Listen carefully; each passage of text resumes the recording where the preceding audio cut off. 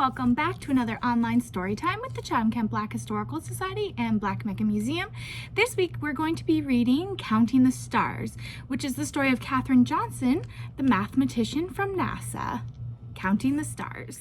Katherine Johnson was born the fourth child of Joshua and Jolette Coleman, the first to love numbers. By the time Katherine could speak, she was counting. She even counted the steps she walked from her front porch to Sunday morning church service.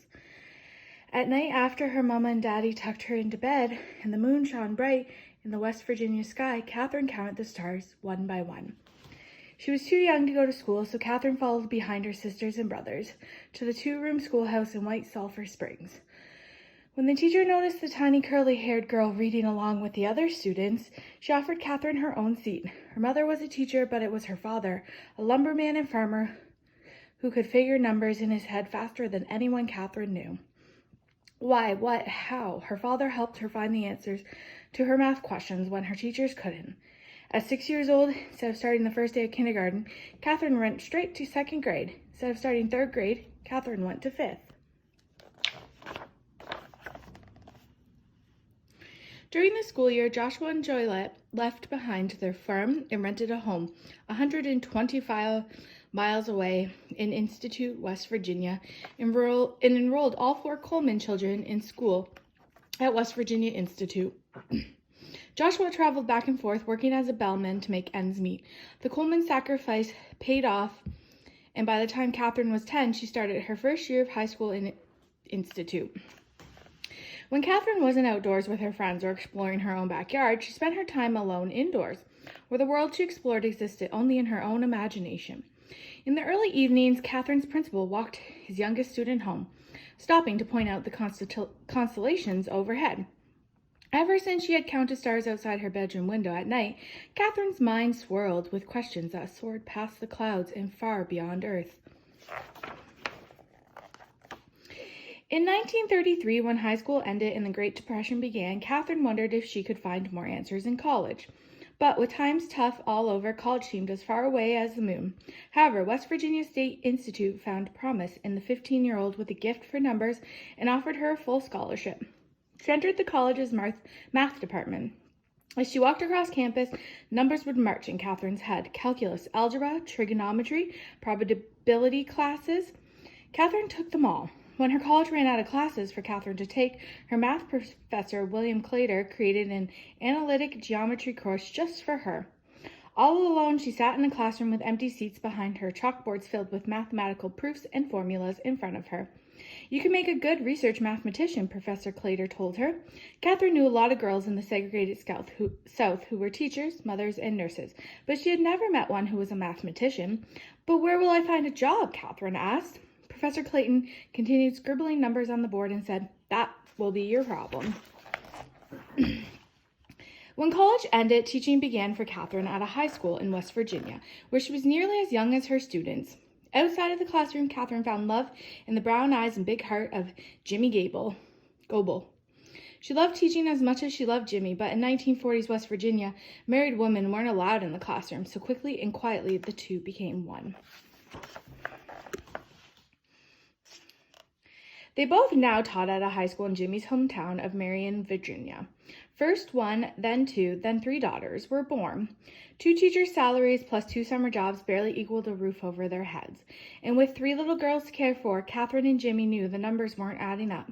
Jimmy's sister and brother-in-law told them of the opportunities in Hampton, Virginia, where there were plenty of shipyard jobs waiting for Jimmy and even a government job for Katherine. It wasn't teaching, but over at the National Advisory Committee of Aeronautics at Langley Aeronautics, word was they were looking for women who were good with numbers for their computing department. Let's do it, Katherine decided. She didn't know much about flight, but Katherine knew an awful lot about math.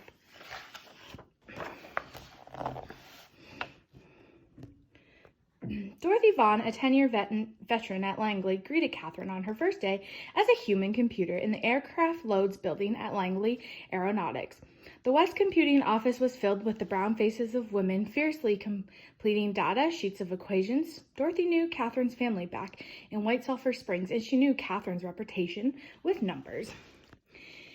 Nearly 20 years earlier, when the computer pool began, many of the engineers wondered aloud how the female mind could possibly process concepts as complicated as math. But it was the job of these women computers to double-check the engineers' data, develop complex equations, and analyze the numbers. Each desk had a calculating machine, but many of the women didn't need them. Katherine had barely settled into her routine at Langley when Dorothy called her and a coworker over to her desk. "The Flight Research Division is requesting 2 new computers," Dorothy told them. "I'm sending you 2. It was just a temporary assignment," she told them, 2 weeks at most. Katherine grabbed her purse and hurried over to the building, 1244. Curious to see what the engineers were up to outside the Research Division building, a runway was humming with aircraft. Inside, the office hummed with energy. Katherine found a seat and got to work. She ignored the stairs and the colored girl signs on the bathroom door and the segregated cafeteria, eating instead at her desk.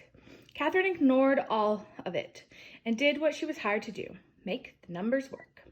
Katherine asked questions over the engineers' shoulders as they worked, read their issues of Aviation Week till her eyes strained. Why? What? How?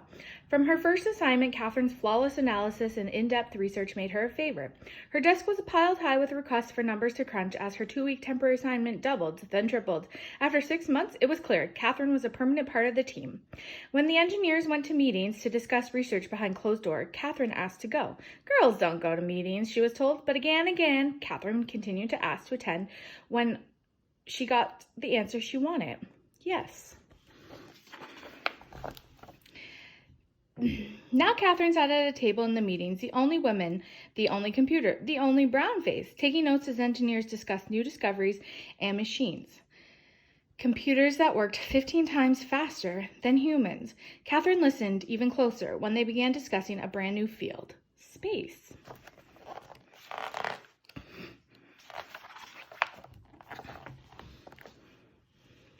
On October 4th, 1957, the Soviet Union launched Sputnik, the first artificial satellite to orbit the Earth. Sputnik may have beaten the United States into outer space, but the race was far from over.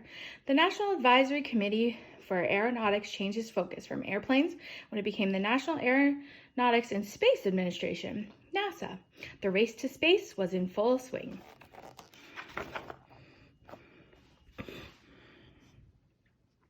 The long hours Katherine's team worked grew longer as the U.S. hurried to find an answer to the Soviet Union's Sputnik.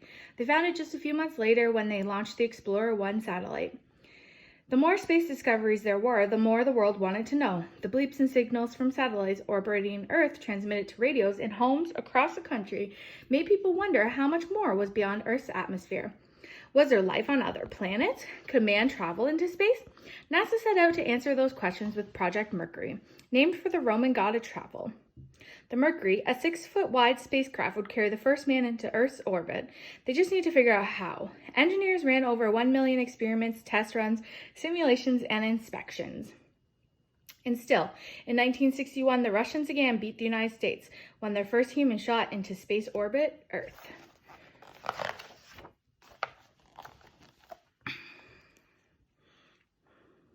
The U.S. grew tired of waiting. Why weren't we winning the space race? The folks at NASA had the best minds, the skills, expensive computers. They had Mercury 7, a group of experienced NASA-trained pilots. They even had a secret weapon, Katherine Johnson. It was the engineer's job to plot the path of the spacecraft from the moment it left the launch pad until the moment it was descent into the Atlantic Ocean. The Mercury Atlas rocket would thrust the 3,000-pound, 11-foot capsule up into the air with enough space to orbit the Earth. But the tricky part, they all knew, wasn't getting the astronaut launched, it was getting him back. "Let me do it," Katherine told the head engineer. "Tell me where you want the man to land, and I'll tell you where to send him up." Huddled in their desk, Katherine and the engineers came up with a few different equations for trajectories or possible outcomes to the program, into the computers, knowing that one wrong number, one wrong decimal, could mean the difference between success and failure and life and death. With the stars glowing outside her window, Katherine spent her nights awake and her days at a chalkboard. Questions and numbers once again swirled in her head, but this time she was calculating distances, plotting trajectories, and noting the Earth's gravity and speed of rotation, making sure the flight was a success for NASA and the astronaut, John Glenn. With the flight crew, spacecraft, and launch team all ready to go, John Glenn was not. He needed one final check of the computer's calculations. He needed Katherine. Call her, he told the engineers. Get the girl to check the numbers. Katherine had 1.5 days before launch day to double-check the trajectory numbers that a mechanical computer had taken just hours to spit out. She worked each digit backwards and forward, when finally her numbers in the computers were a perfect match. John Glenn was ready to go. 10, 9, 8, 7, 6, 5, 4, 3, 2, 1, blast off! On February 20th, 1962, Katherine watched the broadcast as the Mercury Atlas rocket boosted John Glenn into history as the first American to orbit Earth. Katherine counted as she watched the screen. 3 orbits, 4 hours, 55 minutes, and 23 seconds until John Glenn and the capsule splashed down safely in the Atlantic Ocean. As the world cheered, Katherine wondered, why, what, how could she make numbers take an astronaut even further, beyond Earth's atmosphere, and maybe even to the moon? And that is the end of Counting the Stars, the story of Katherine Johnson, NASA mathematician.